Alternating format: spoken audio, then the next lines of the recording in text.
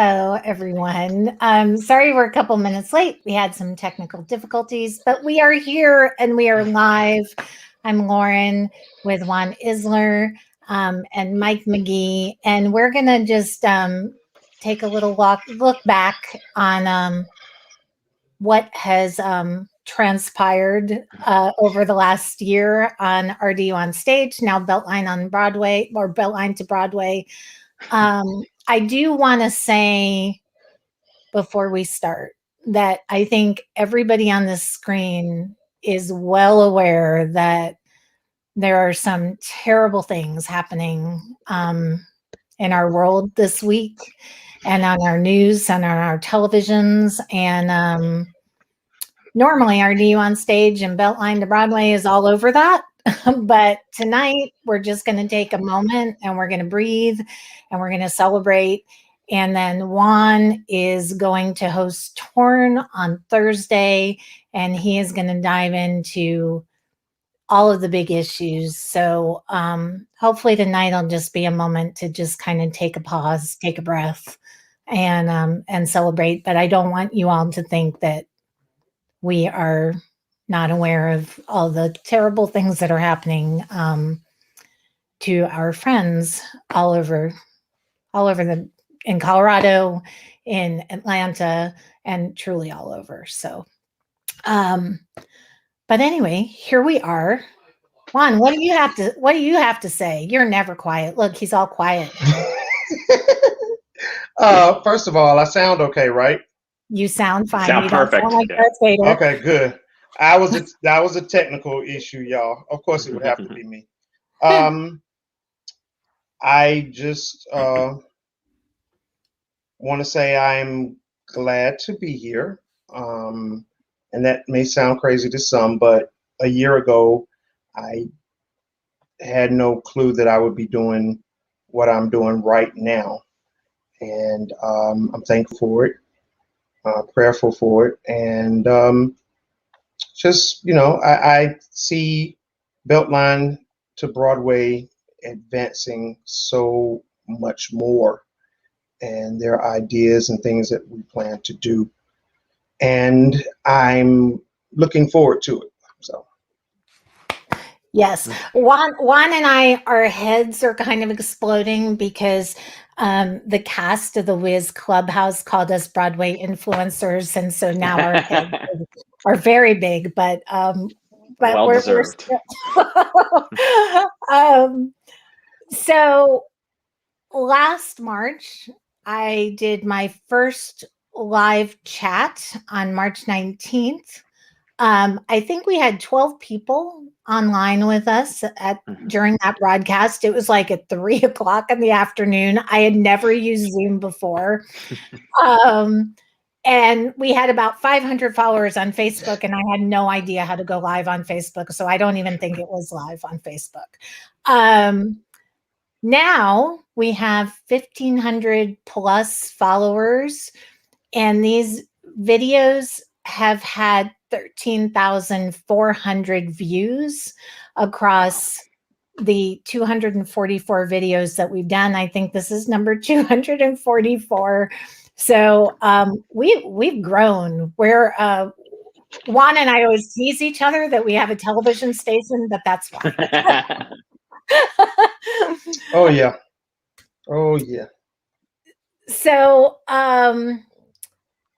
back in the early days, the first week of April, I really thought that we were only going to do these live chats for 2 weeks, and I really only thought that we were going to talk to local artists, and the reason being was I could put out a live video easier and faster than I could edit a podcast. So it was just an ends to a means. I certainly didn't think we'd be interviewing any celebrities. I certainly didn't think Melba Moore would be dropping in and surprising us or anything like that. But the first celebrity guest we had was very early on. I think it may have only been my second or third live chat. Happened to be Robert Newman from The Guiding Light. Guys, I grew up I totally grew up watching Guiding Light. I do not get starstruck very often. I mean, this is what I do. I talk to people all day long, but when he emailed me, I literally ran into the other room and said to my husband, Josh Lewis just has my email. He knows who I am. So I was a little starstruck, and I wanted to share. That was one of the first live chats. So I wanted to share, and throughout the evening, we're going to be sharing little bits and pieces of everything that's happened. So I want to share that clip with you. And as we were testing our technology, all of my screens went off. So give me a moment. Hey, take your moment. Here it is. Hang on. Oh, you got it. Okay, you got it. Okay. So how did that experience of playing Josh inform how you evolved as a stage actor? Or did it not? I mean, it had to. Well, that's really jumping like way ahead. I can answer that question today. That's so interesting. I don't think anybody's ever asked me that question, so my mind is going like 10 places, so bear with me. But my first thought is my theater training and work informed my soap opera work. And Betty Ray, the casting director I mentioned, she would scour the theaters of New York City looking for people. And most of the people that were cast at that time had very strong theater backgrounds. Mine wasn't in New York, but I had a very strong, that's how I was trained. Kim Zimmer was trained in the theater, you know? And I think that what she saw in that was the discipline it takes to be a stage actor is a similar discipline to what's expected and needed to do soap opera work. You know, I always wondered, like, how when they're casting do they know that that person is going to be able to handle 20 pages of dialogue today and 30 pages tomorrow and then 10 pages the next day and then 12 pages and then 50, you know, it's like you're constantly being handed all this stuff to work with. And we've had actors in the past who have come and gone who couldn't handle it and didn't last very long, you know. But and then now jumping to 30 years later, you know, I have no fear of, first of all, being on stage at all. I have no fear of memorizing dialogue or learning blocking. Often, if I have like a 3-week rehearsal period for a musical, I think it's too long. I'm like, well, what am I going to do after the first, week? Because, I walk in the door. I almost always walk in the door first thing of rehearsal, first day of rehearsal. I always have all the music already done. And I have probably 80 to 90% of the dialogue already memorized. Because that's the way I had to do it on the soap, and it's just the way it's in my body. The hardest stage play I've ever done with Kim Zimmer was Who's Afraid of Virginia Woolf. That was by far and away the most difficult dialogue I've ever memorized, and probably one of the most rewarding roles I've ever played, George and Martha. But that was the first time, and that was about 3 years ago, that I ever felt so overly taxed in the task of trying to get all of Albie's words into my brain. But I think it helps me to move very quickly and very nimbly in rehearsals on stage. I can change directions a lot. If a director wants me to do this instead of that, I might fight for a minute or two if I really feel strongly about it, but I'm always ready to go. I used to have a 1-minute rule at Guiding Light where I would fight with the director about something for 1 minute, and then I would do it however they wanted me to do it. It was like, that's it. I got it out of my system. Let's go. So later, when a fan comes up to me and goes, I can't believe that Josh did that the other day, I could say, yeah, I thought it was not right too.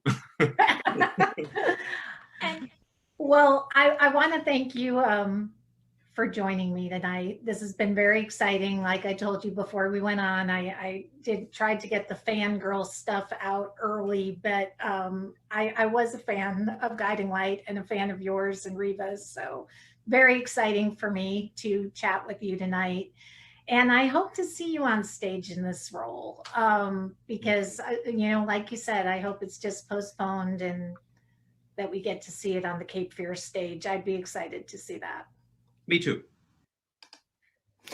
So, Robert was coming to Cape. He was supposed to be in the Cape Fear Regional Theater production of A Curious Incident of the Dog in the Nighttime. He had previously played Daddy Warbucks there in Annie, and he's supposed to come back in a future season to Cape Fear Regional Theater. So I'm telling you, if I ever meet him in person, it will be crazy.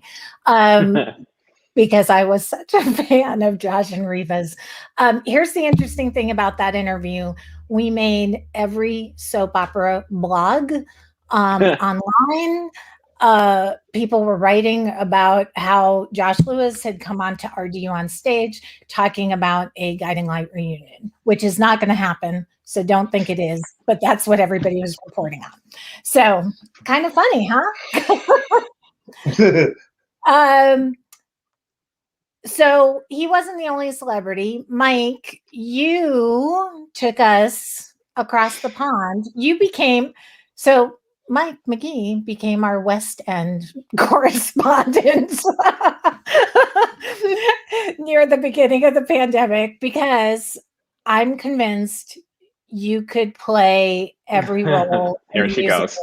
Yes, you could be a stand-in. Put on a wig. You're every queen in Six because you've seen it so many. How many times have you seen Six? I honestly don't know. It's not as many as people maybe think, but I honestly don't know. It's more than probably 10, but not as many as like 20, maybe. Like, I don't know. It's a fair amount. Yeah, it's a fair amount. But yeah. And were there any you interviewed, so what was funny is you interviewed all 6 queens from the London production. You interviewed the music director, and then people from other shows started contacting you to ask you to interview them. So we had people from Frozen, and we had people from other shows. So what was the most memorable interview you did, or memorable person you talked to during that time? Oh, wow. That's a tough question, because a few of them are my friends. So I'm really good friends with Maya Quantzabreed from Six.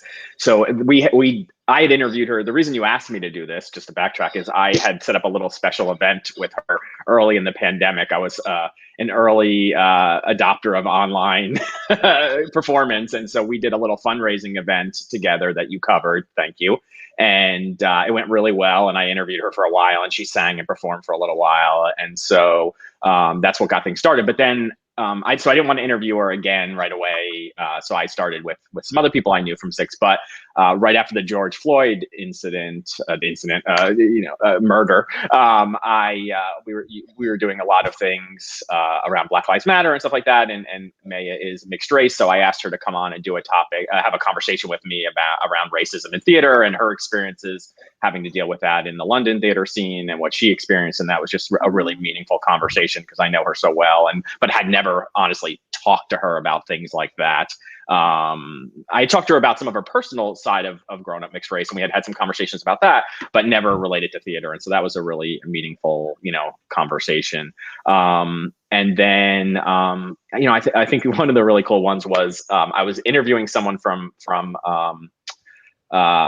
and Juliet, one of my favorite shows, and as right after I got off the interview with him, Billy Luke Nevers, who was in Juliet, he had posted that Danielle Fiamagna was cast as Elsa in Frozen. She was only going to be the second woman of color to play that role. So I immediately messaged her like the day she literally announced her casting and said, "Hey, you want to do an interview?" and grabbed her before she got busy. And that was actually my last interview. And so that was an awesome conversation. So yeah, it was fun. I did 11 total. I had to look it up to see how many total I did for you, and it was 11. So it definitely got me through a really tough time. I had 3 directing jobs in 2020, and none of them happened. And so it really gave me selfishly a really great creative outlet to do and interact with theater people. And, I prepped all week and got ready and did research and all that stuff. And so it really just gave me a good, fun, creative outlet to just do something at a really tough time. I think for all of us at that time, but then just for me personally, because I no offense to any of the theater companies out there, but I'm just not a huge fan of Zoom theater and all that kind of stuff. And so I just didn't feel motivated to direct anything on Zoom or produce anything on Zoom or anything like that. So this gave me a really great, fun, creative outlet. And like you said, with hearing from your guiding light buddy, half the fun was the rush of. So in the beginning, I did people I knew, so that was easy. You heard back from them pretty quickly. But then, the back half of it was people I knew only from seeing them on stage, and so the rush of actually getting them to respond and line up a date and all that stuff was pretty exciting. So, and some of them. We did get a message. It's kind of funny. We did get a message from one of the women who's going to be in 6 on Broadway. And she had told me through a mutual friend of ours, why isn't she interviewing anybody in 6 from New York? And I'm like, we don't have any connections to people in New York. We only have the West End connection. So I'm gonna actually show a clip of Grace and you, so people can get that's my fuzzy. That's my fuzzy face picture, though. Okay, he's not fuzzy. You can see him clearly here, but it's fine. This was at the beginning when nobody. That was my first one. No, but Grace. Yeah, Grace was my first one. Yeah, Grace was the very first one. So here is Grace. Cambridge, Edinburgh Fringe, and then London. Okay. And then, so in Cambridge, I went on as Aragon. And then they said, okay, so we want you to do it before the Fringe, because then at the Fringe we want you to debut as every queen before we go to the West End. Just so I'd done it. Okay. Yeah. So it was it would be Berlin 2 days, Cleves 2 days, Howard 2 days, and I would rotate like that. And then, so yeah, by the time London came, I'd done. I'm pretty sure. Yeah, well, they wanted me to debut as many as possible. So yeah, it was great. Well, a lot of people are asking, what's your favorite queen to play? Catherine of Aragon. I get asked this about 10 times a day. Catherine of Aragon. That was before I worked out my technology. So she was delightful. She was delightful, and so are you? Before we went online on air, you told us you booked a plane ticket. So what are you? Not a plane ticket yet. I haven't had that leap of faith. I bought a theater ticket, my first theater ticket in London in over a year. My friend Maya is playing Mimi in Rent, and so I took the leap of faith and bought a ticket in August, and we'll see what happens. Fingers crossed. So. I'll go. I just have to have the wherewithal to be able to get into the country. But yeah, so I figured finally seeing a light at the end of the tunnel. So I'm half vaccinated and ready to get on a plane. So yeah. Well, maybe I will equip you with a mic, and you can do some live West End. Earn your keep as the West End correspondent, and do some interviews from the ground there in London. The funny thing is, a couple of people that I interviewed that I didn't know, I've become virtual friends with. So we've got all dinner plans lined up, and just waiting to get over there to actually take up on the offer of getting to see some people in person. So and one of them that I interviewed is about to have a baby. So Carly Cook is about to have a baby in a couple of weeks. She was not pregnant when I interviewed her. No. So yeah. So I talk to her quite often, and she's I think 3 weeks away or 4 weeks away. So yeah. Well, thank you for hanging out with us tonight, and thank you for all the work you did last year, bringing us all those interviews. And anytime you want to bring us some more interviews from the West End, you just let me know. Yeah, no, thank you. Like I said, it was really more, thank you to provide a platform for all of us to do this, because I know you got a lot of people through the pandemic. I think I had done so many in such a period of time that I was like, and then work got busy, and I'm like, God, let me take a break and let things. And I think I could start to see the anxiousness in some of the performers, because it just kept stretching on. So I'm like, let's all take a break and we'll catch up later. But yeah, thank you so much. I really appreciate it. It was something I really needed at the time, and hopefully I brought a little joy to some folks. So thank you. Definitely. Thank you. And just stay safe and healthy, and I will see you soon. All right. Thank you, everybody. Take care. Thanks, Juan. Take care. All right. Take care, Mike. So Juan, Sometimes. and another person, I should say this, another person who did several interviews, including an interview with me for Beltline to Broadway, Are You on Stage, was Jesse Gephardt. Jesse couldn't be with us tonight because he is actually rehearsing for Buyer and Seller at Theater in the Park. So, but he sends his love, and I'm just so appreciative for all of the interviews that he did. And so that was all kind of the beginning of the pandemic, when everything was light and airy, and we were trying to keep most of the conversations as entertaining and as engaging as we could. And then we all watched George Floyd being murdered on our televisions, and there was a push by some actors in our community for me to stop doing these, for me to stop talking and to start listening.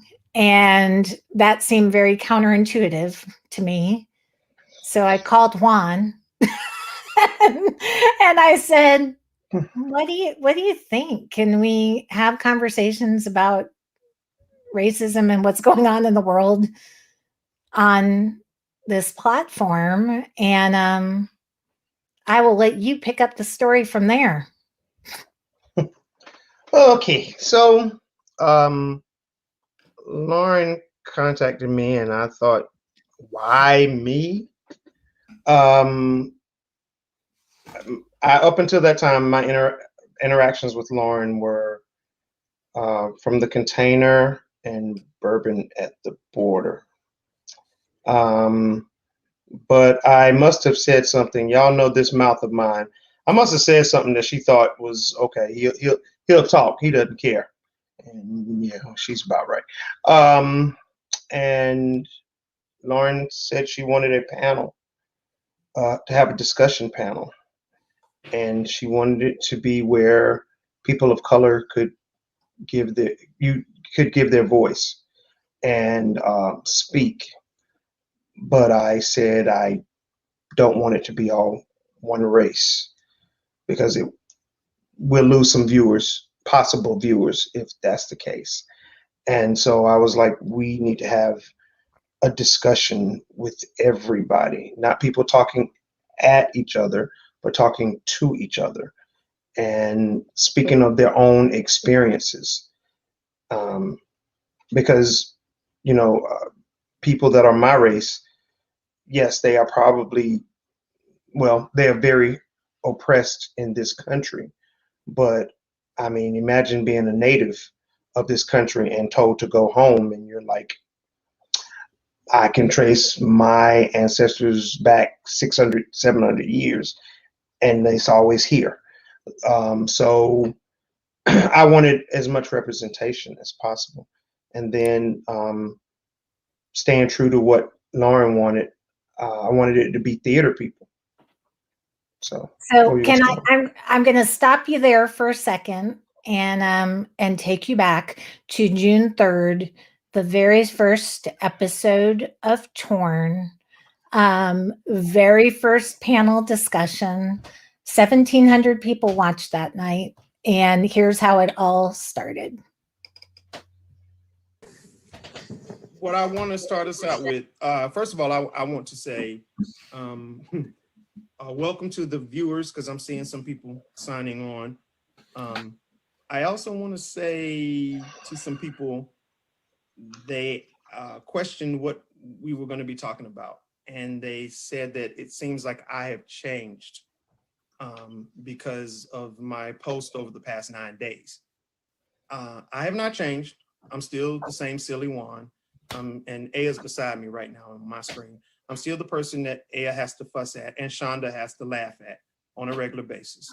And the reason why I haven't changed is because what's happening is not new to me.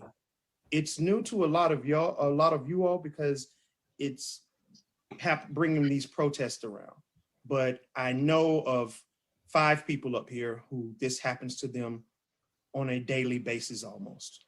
And so that is what we are doing here this evening, to discuss that. We don't have answers. We're not here to answer solve the world's problems, we'd have to be 500 years old to do that, because this started long before we ever got here. But what we are here to do is bring this to the surface. So the first thing, and I'm just going to call first names according to how it is on my screen. I want you to introduce yourself, and I want you to tell the only two things: introduce yourself and tell what your nationality is as I call on you. And there's a reason for me doing that.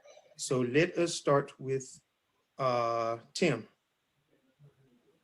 I am Tim Locklear. I'm American, white American. Okay, thank you. David. I'm David Kliansky. I'm a Polish, Lithuanian, Russian Jew. Okay, thank you. A.O. Wallace. I am Aya Wallace, and I am African American, and I am the world. I'm filled with a whole bunch of stuff. All right, Lionel Richie and Michael Jackson. Okay. Gus. My name is Gus Allen, and I'm pretty much generic American, just a lot of the mixed European stuff thrown in there, but yeah. Okay, thank you. Danny. My name is Danny Beth-Farnham, and I am Panamanian, so I identify as Latina. Okay, Ariane. My name is Aryan Mobasher, and I am a first-generation American of Iranian heritage. Shonda. There you go. I am Shonda Branch, and I am African American. I identify as a Black woman. Okay, Kaylee. I'm Kaylee Morrison. I'm Waccamaw Siouan, which is Indigenous Native American. Okay, and Liz. I'm Liz Dressler, and I'm a white American. We were so young back then, Juan. Right. We were babies. We were babies. When you start out, we are 20 episodes into Torn now, and 21 this Thursday, and you start out every show the same way. So why did you decide to start out every show that way? Well, first of all, I realized I talk too much, because my opening was, good Lord, shut up and ask the questions, Juan, please. But I asked it that way because the premise to me of this show is about programming and about being programmed. And we are in this country, anybody that's lived in this country for any amount of time, it doesn't have to be long, a few years, you become programmed to the system that this country teaches you. And so I wanted to start it that way, because by shocking some people with the information that they give me and what I actually ask them not being the same thing, then it's like, oh, okay, it's going to be that kind of talk. It's, as I said, it's not this finger pointing, I'm a Black man in America and I'm just completely oppressed. And no, it's going to be conversation that everyone can be involved in. And what I have noticed is that most of the time, white people are nervous when they first get on with us, because even though I tell them, they still think that it's going to be a finger pointing session. And I'm like, that's not what it's going to be. So I open with that to let them know, okay, everybody is getting it wrong. Nobody is stating fact when it comes to those questions that I asked in the beginning. So, and again, I was talking too long. Go ahead. And what I love about Torn, I mean, is and really what I've enjoyed about working with you is that you very much are of the mindset of calling people in, not calling people out. And I think that, and your genuineness and the kind of platform you create for people when they come onto Torn, it's very special, and it's not really able to be duplicated because it's all you. So it's a very special thing. If you haven't It's watched Torn, you got to watch Torn. Thank you. It's two things. It's my mom's upbringing of me, and then things I've learned in the working world since then. Like it's okay to, in the middle of talking, it's okay to stop and breathe and say, okay, hold on, let me catch my thoughts. Let me, it's okay to just to stand back, and it's also okay to be wrong about something. And I try to tell everyone I am wrong about stuff too. I want Torn to be a teaching lesson for everyone. And so I try to remain humble in moderating it, so that people are, so that no one feels, like I said, like I'm attacking them or anything. So I'm like, let's discuss and let's talk. And with Zoom and the Zoom quote unquote etiquette, I take etiquette out of what we're doing. I've told many people, they're like, I got to get my makeup. And okay, you're not in a show. You're not on display. We're having conversation. I'll never forget. I had Jordan Farrell on, and she was like, "Well, I gotta eat. I'm just getting off work. I gotta eat." I was like, "Bring your food with you. Eat on camera. Just don't open your mouth when you chew. This is a discussion. Pretend like the camera is not on you. Let's talk. Information is a whole lot more important than how you look." So I know one of your favorite Torn episodes, because we've talked about it, is the one with the kids. And so I'm going to show a clip, and then we'll come back and we'll talk about it. Type, this personas, whatever, people already have preconceptions in their mind, and people with more hate in their hearts and people who are very gung-ho about being more dominant race have more of those stereotypes inside their head. And honestly, it's all across the media. You see it, like the black guy with dreads or just the black guy in general, like whatever fade cut is always seen as like the gangster or the instigator or the dude who's always getting in trouble with like violence and stuff. And I've been making sure as I've grown up, kind of looking back on different things and replaying past experiences, it's like I have to make sure I remember my worth, know my worth, and that I don't let whatever anybody says like degrade me, because it's like, honestly, every time I see it, I get chills. Why was this episode so special for you? One, it was young people. I have a very great connection with young people. Some people probably would say because I'm still young in my mind, but yeah, okay. I have a great connection with them because they're, for the most part, they're honest, and and they tell you exactly how they feel. And in the Bible, Jesus was always like, don't push the young people away, bring them here. And a child will lead them. And when I get around those young people, the things that I take for granted and my programming isn't in their heads yet. So that first question that I asked, they would have been like, yeah, why is it this? Why is our country this? Why is our country that? And so that was one thing.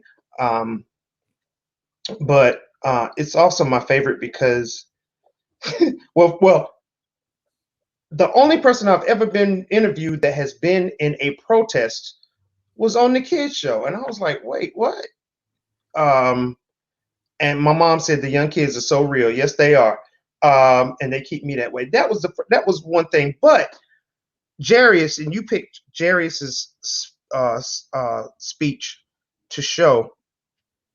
Jarius introduced a book as he was talking. Yes. And all heads went down and they all started writing. I didn't tell them to bring pens. I didn't tell them to bring paper. They just started writing the title of the book. They made him hold it up until they had it written. And I just closed my mouth and I was like, wait a minute. I was like, there's something here. And so that was just, that was just touching to me.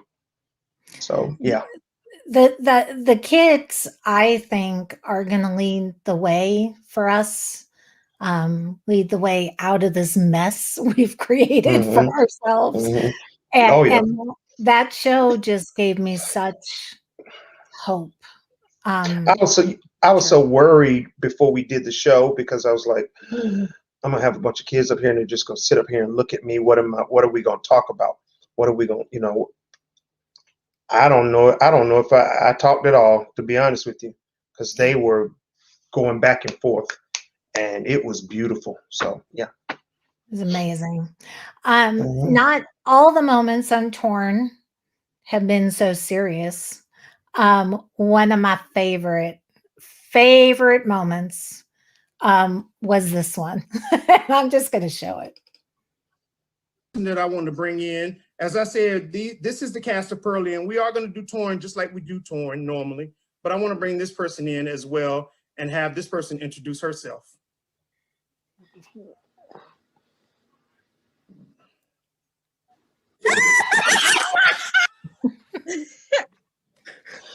Don't scream in the lady's ear.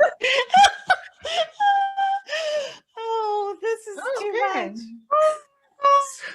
She's connecting her audio. Shonda, breathe. Yes, it's connected. Shonda. Breathe, guys. Breathe. So the reason why the reason why the guys are screaming is because they did not know. I'm gonna mute all of y'all. I'm gonna mute y'all. I'm gonna mute you too. I'm gonna call you Auntie M. Auntie M, I'm gonna mute you too. They did not know she was gonna be up here tonight. I did not tell them that Miss Moore was gonna be up here tonight. It's probably one of my favorite moments. yeah. That right there was just everything to see my castmates of Pearly like that, especially knowing that we had to keep postponing when the show was going to open, and we're still doing it.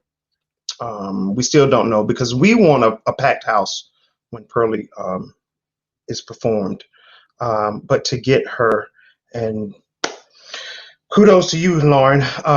Lauren is like, I'm gonna try, and I'm like, okay, because I'm thinking, okay, she's gonna be sorely disappointed, and she's like, we can get her, and I'm sending emails to her manager, and I'm like, I'm sending emails to Melba Moore's manager. I'm like, Pearly was one of the first plays I saw. I'm like, are you serious with this? First one I saw on TV anyway. And so her coming on meant a lot. And something I did not know at the time, Shonda is playing her character in the rendition that we're going to do here. And she and Shonda share the same birthday. So I thought that was, yeah, that was wild. But I didn't know that at the time.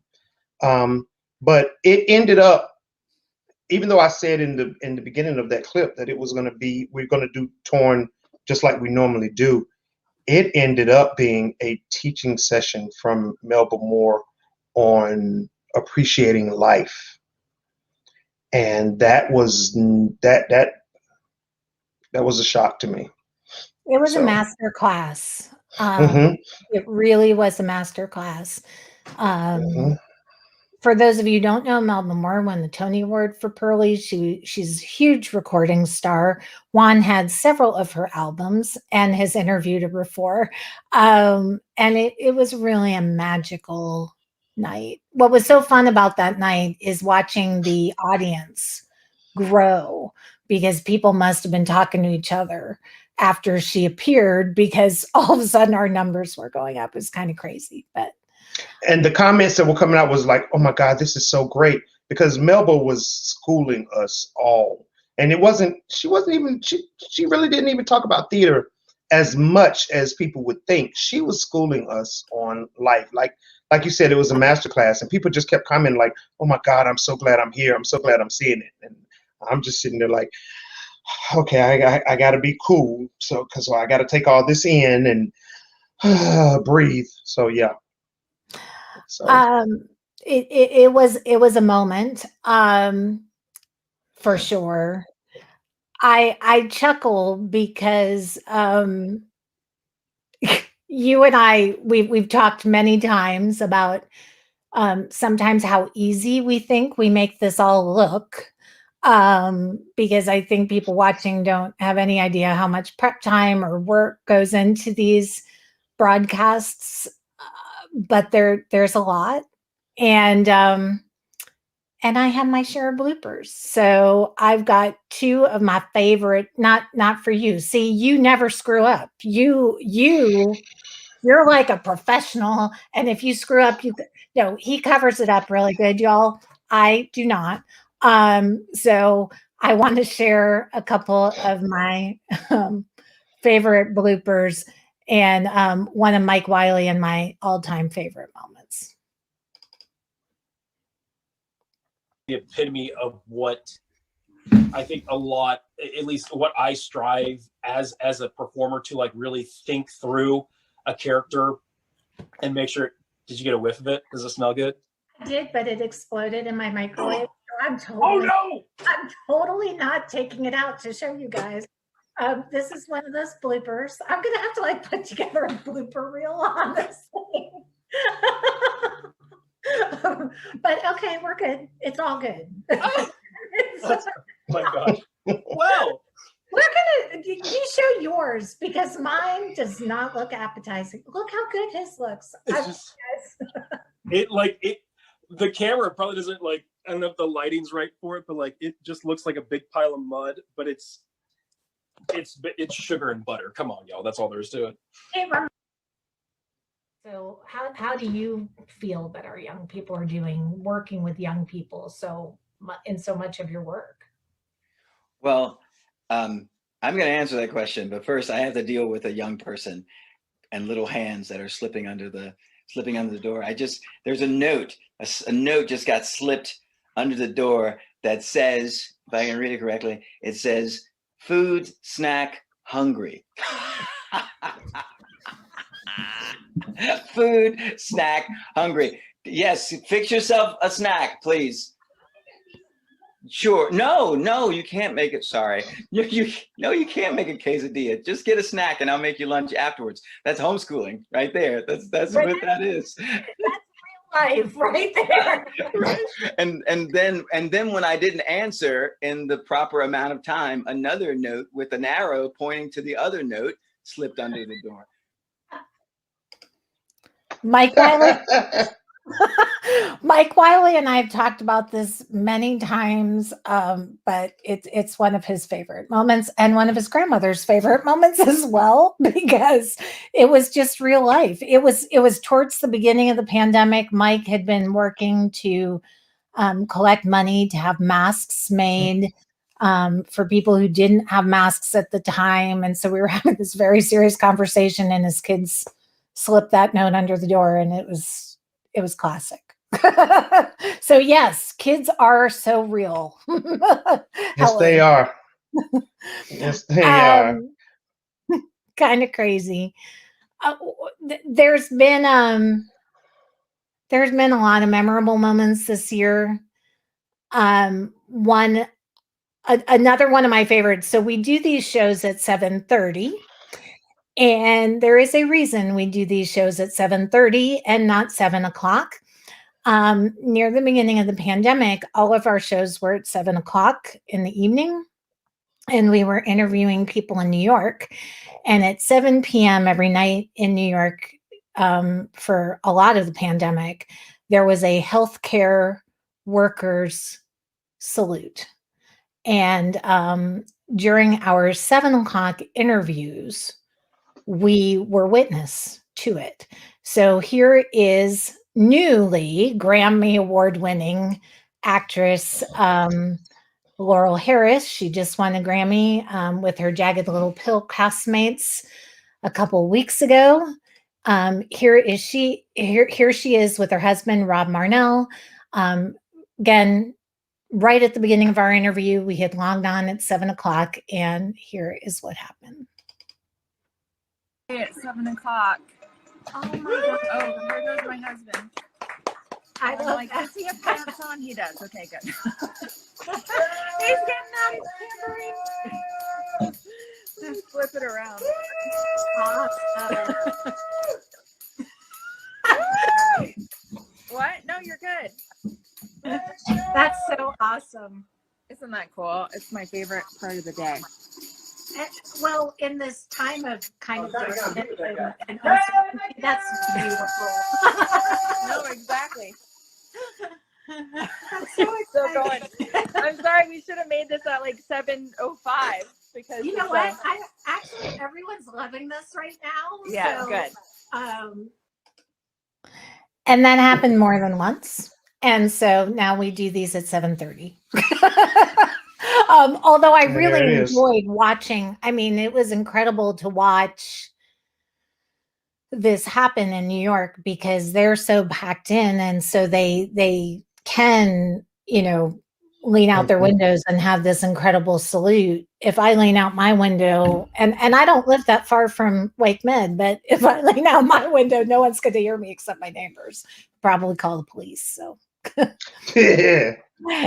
Any memorable moments that you have from the past year that you want to share before I share our last one?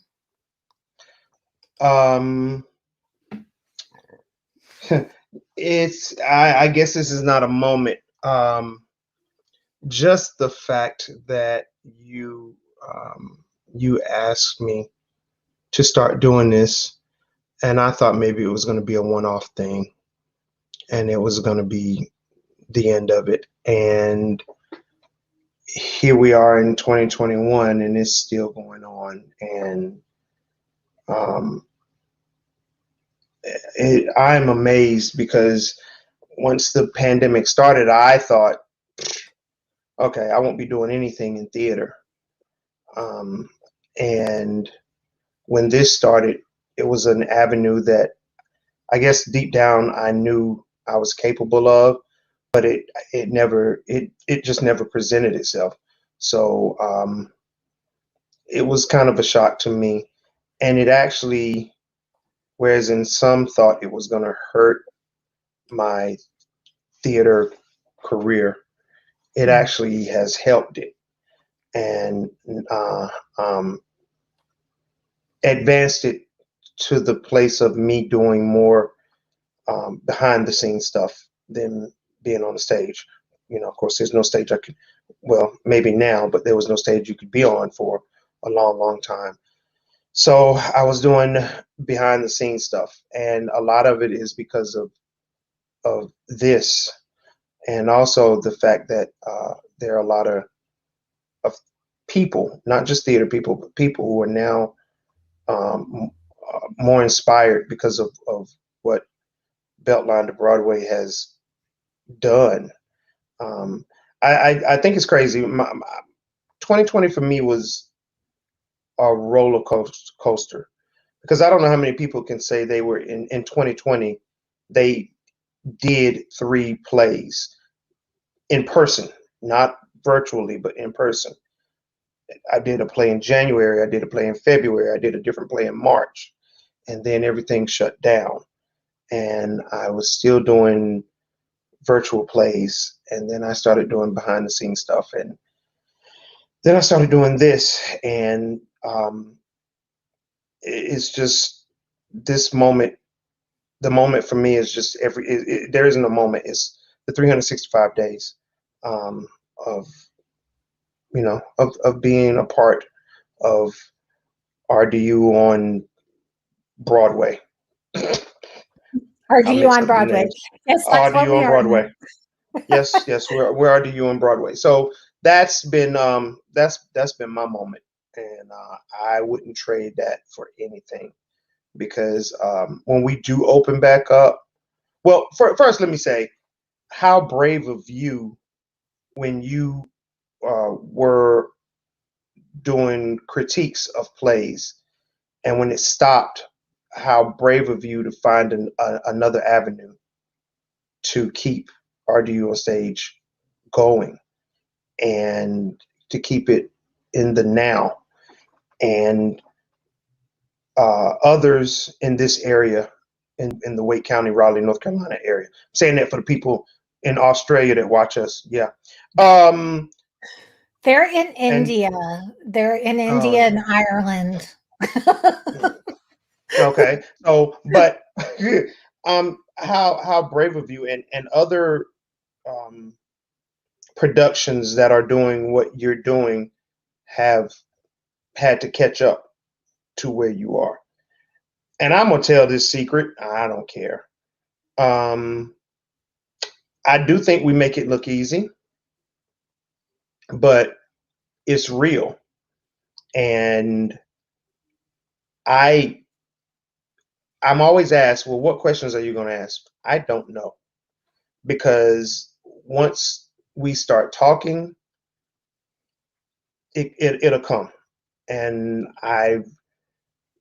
like I said, the kid show was the only one I was questioning, but I have that faith that that's going to happen. And I think that the way you handle Beltline to Broadway is great. And so I can't wait to see what happens next year. Me too. Me too. I think you and I are both feeling like we're going to keep doing what we're doing. Racism hasn't gone away, obviously. So we're going to keep having torn panels, and we're going to keep having these amazing discussions. I've said this to you off camera, but I lost my brother a few years ago. It was really devastating for me. But I feel like this year, God brought me a new brother in the form of Juan Isler. And I've told you many times, you're family now, so you're stuck with me. And we're in it. That's right. We're in it. We're in it. So even though we've only been together once during this pandemic, actually twice, because a couple times I came to your house, but one time we got together because apparently we won the Medal of Arts for the work that we're doing. Yes, I forgot about that. We won the Medal of Arts award, and I hope that to see the award show at some point, and see us accept the award for that. We did accept the award on the Raleigh Little Theater stage, which is lovely, and hopefully that broadcast will happen sometime. There are so many moments for me that I think about and that I remember this past year. One just kind of encapsulates everything that I've tried to do. And I'm going to give you a bit of a backstory before I show you this last video. And this video is going to be the one that takes us out. I interviewed Kevin Turf. Kevin Turf was stranded on a plane in Gander after 9/11. And he is the Kevin T in the Broadway musical Come From Away. He is the one that inspired that character. And I've interviewed him a couple of times, but I did interview him right after the pandemic began. And I knew, because I had interviewed him once before, that he had a favorite song in Come From Away called The Prayer, which is one of my favorite songs. And when he came on the live chat with me, I wanted to surprise him with a special performance of that song. So Stan Williams and Ted Willis, they surprised Kevin on the live chat and did a live performance of the prayer from Come From Away. And that's how we're going to end the show tonight. And just keep staying tuned and tuning in, and come back Thursday to see what Torn's all about. If you haven't already, if you've been living under a rock, come back Thursday and see what Torn's all about. Here's Stan Williams, Ted Willis with the prayer.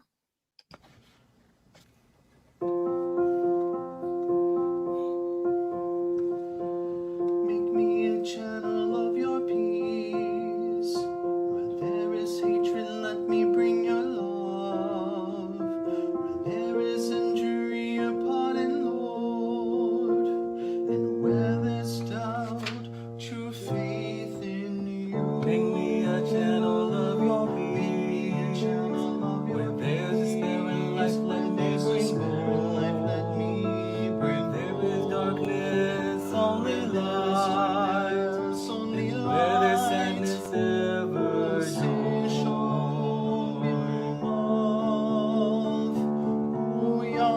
Shalom Aleinu, ve'al kol Yisrael, v'imru,